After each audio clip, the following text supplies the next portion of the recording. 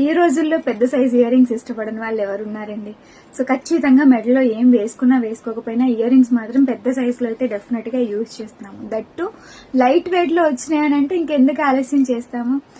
So నక్షీలో మంచి beautiful big size జుంకా ఇది. So కిందంతా కూడా మనకి చక్కగా కార్వింగ్ ఇంకా స్టోన్ వర్క్ అనేది ఇచ్చేసారు.